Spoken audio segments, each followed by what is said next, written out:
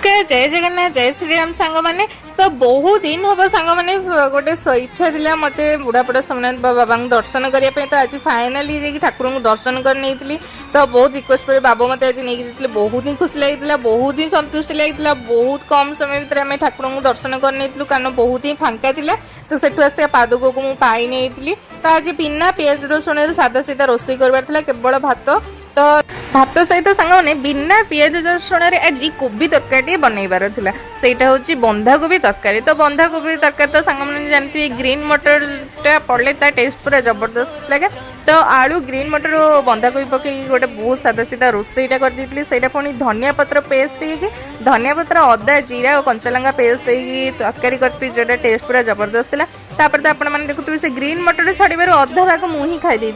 तो आज जेहेतु पाखे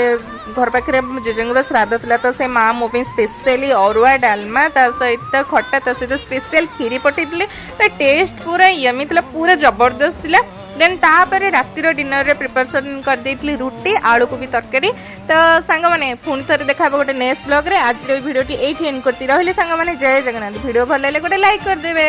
जय जगन्नाथ।